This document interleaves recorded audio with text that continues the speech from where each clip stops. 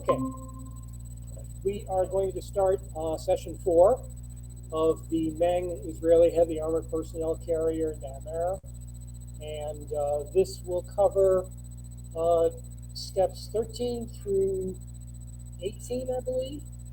And this is pretty basic. There really wasn't a whole lot of important issues or tips.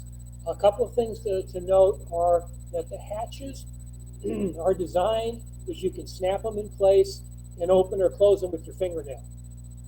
It's really good if you haven't decided what you want to do with them, if you want to put a figure in or not. So that works out real well. Looking at, let's just go to the instructions here. Few recommendations though. The cupola portion, which in this case is the cupola for the squad leader. Again, after you've already got your glass in there, you got this painted up, leave it off.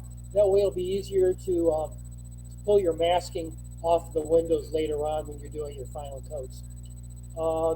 These two little sets of tiny parts, the C25 goes on both sides. Don't forget that. It's hard to see it down here, but it's the same part. C25 goes on both sides of that front plate, and this F6. Just make sure you're not missing that. On to 14, hatches are great. Like I said, they will just snap in place. And since you haven't decided on whether or not to open or close them, go ahead and do the detail handles on the inside and the outside. On this section 14 here, this is where you're adding these photo etch grills. Well, the W9 is kind of see-through. You can actually see through that grill. And what I did is I painted the interior of D20 first, and painted that black, and before I glued on the W9. The other hatches, it turns out, aren't really see-through. They're just photo etch plates, so you really don't need to go and paint inside of these little holes before you glue those on, because you can't see through them anyway. On to step 15. This is fiddly. You got to really be careful with these grab bars. They're so easy to break. And you also have to check which version you're doing, because not all grab bars go on all versions. Now you see this particular grab bar is marked A and C. That's with the trophy active and without the trophy active. The B version actually has some kind of communications equipment box on the side here, so that handle would not be there. And that will continue on in 16 for the other side. The same thing. You got to note that this particular grab bar is for A and C only, because B has more equipment boxes there. That would be for the communications box. Other things to note. This F10 on both sides does have 3 support posts. It does have a center support post because it's longer. Now, note that the others have a little nub here, but this is a screw nub. This needs to be sanded off, clipped and sanded off. And then, of course, then you have your regular screw nubs on the top, which you have to be real careful with. And you may even want to glue these in place before trying to polish those off, the screw nubs off the top of them. Getting into 17, this is the weapon station for the Samson automated weapon. Don't forget, we're talking about the glass pieces here, painting the back sides first before gluing them in place. And then you can mask them and then spray the whole station once you are finished with it.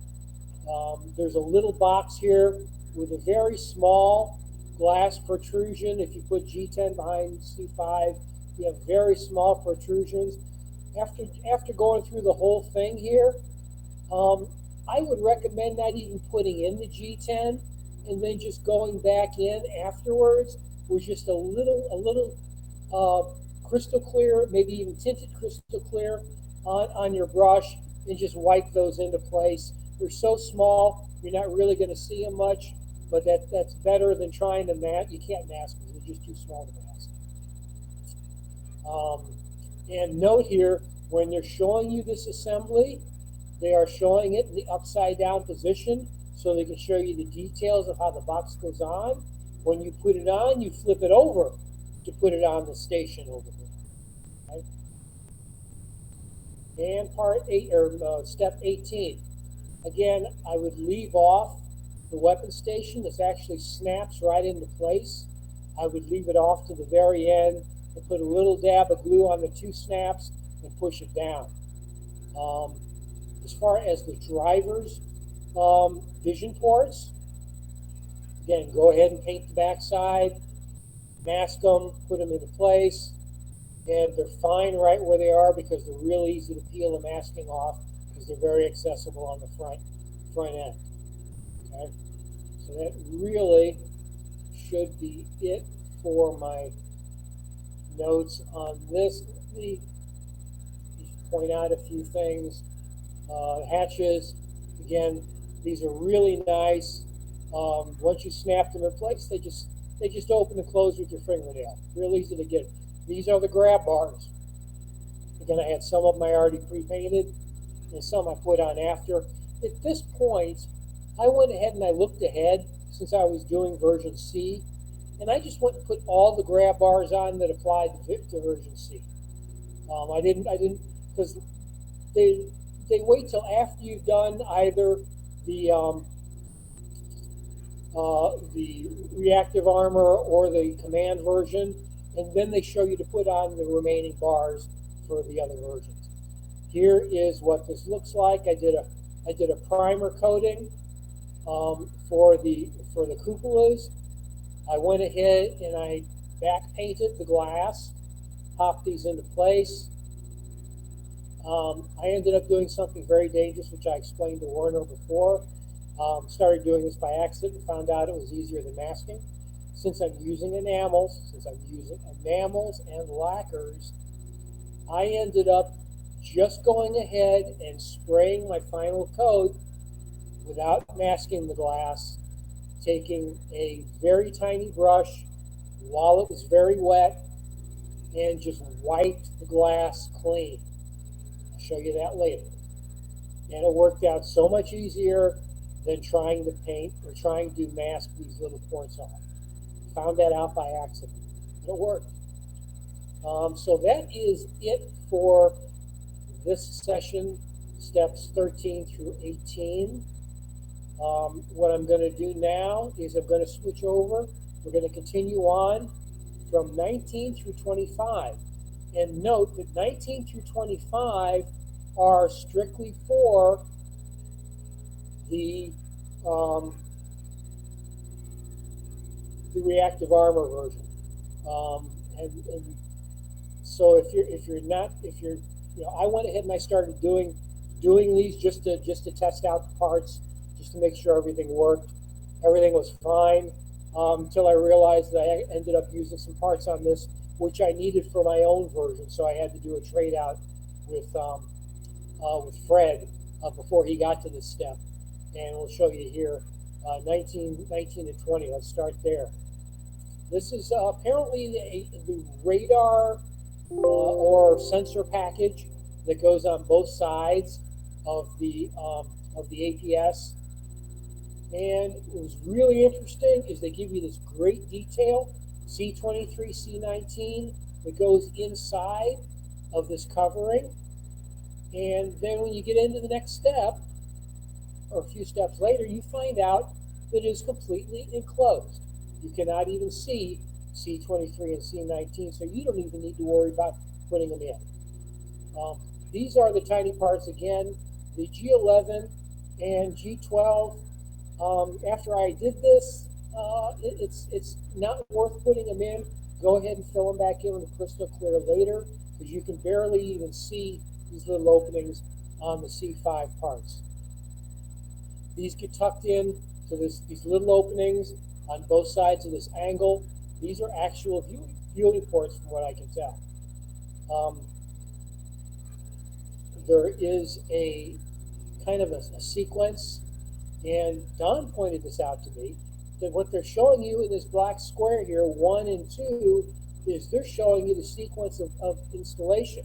Once you've got D3 cleaned up and ready to go, you put on D3, then you put on D16. And I didn't even realize that when I was doing it, but he was right. That's the best way to analyze this. The same thing goes for step 21. They give you, you pull off F93, then you put on F85, and then F39. It makes it a little easier to do that. Now at this point, you've put that really interesting radar module on, and then you completely enclose it with this cover. And you can't see it at all. The detail that was inside is completely enclosed forever. Now, one thing that it took me a while to figure out, this part F72, which is shown also down here completed.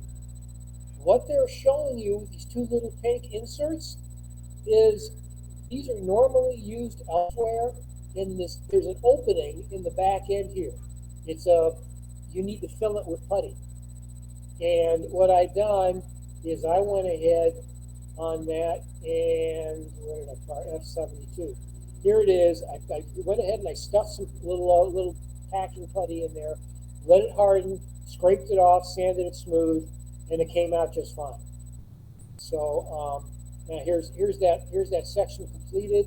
Here's the little tiny viewing ports that I said go ahead and leave off the glass and crystal clear in later. And you can see here, you can't see it all inside of this radar assembly.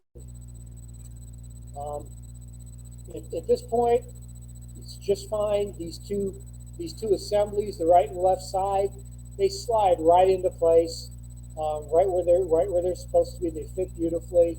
I dry fitted them, and it was great. There was no problem at all. Then there's this unknown part, whatever this is for, don't know, but F80 goes onto the front hood. Moving along to step 25. This is a couple of grates that really just enclose what would be an equipment storage area. This could be your stowage. And here you're starting to put on antenna mounts and antennas. Now, for my version, I left off all the C2s. I drilled out all the C13s, and again, there's about a dozen of these around various parts, no matter which version you use. And I drilled them out, put them in place, drilled them through, because I made my own antennas for later on, and I'll show you those later.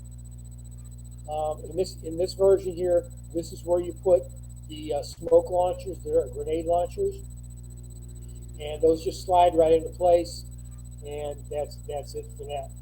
Let's scroll down and see what else we got here. That is all that I needed to show you on the Trophy Active Armor package. Yeah, there were no fit problems, no mismarked parts that I found. Go back up to the notes. Yeah, there's a lot, duplication between the left side and the right side, just mirror images. Nothing crazy there. Just pointing out that F80 part, don't forget that. And that would really take care of it. So that covers all the way up through step 25. Next week we'll pick up starting with step 26, and I will close this up here for close curve tab and do the stop presenting and see if you guys have any questions. Yeah, I've got a couple of comments. I had done a count before, so to make sure I had enough. I think there's six antennas, I believe, on the Namer, or at least on C version, I think, that we're doing.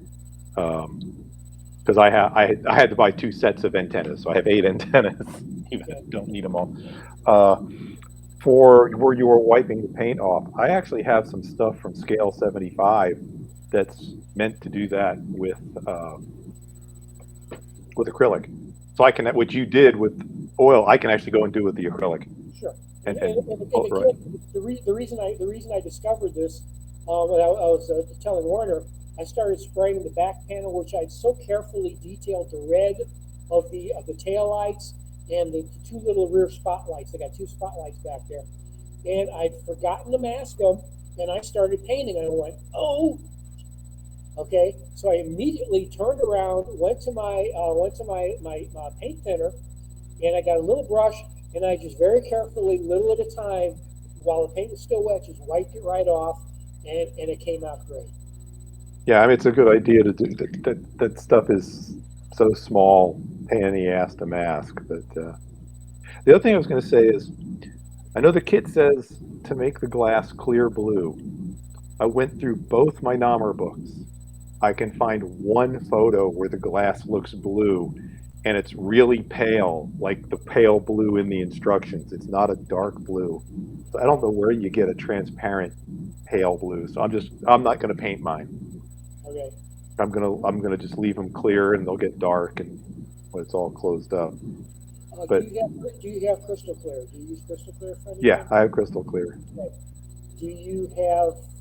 Does you? I won't say you. Does your wife have any food coloring? We might.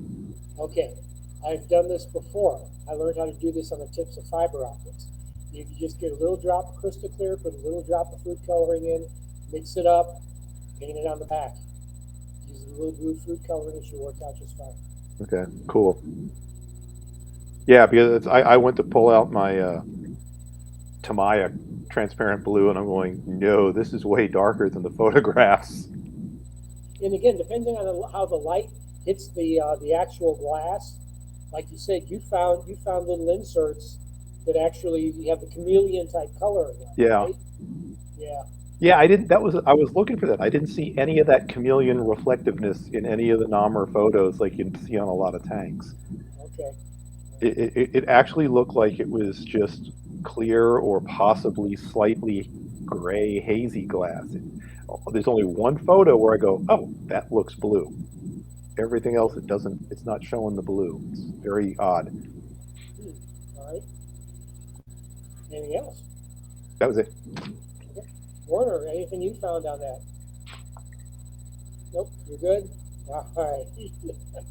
Okay. Well, thanks, guys. I know we're a couple of people short tonight, but we'll pick them up later.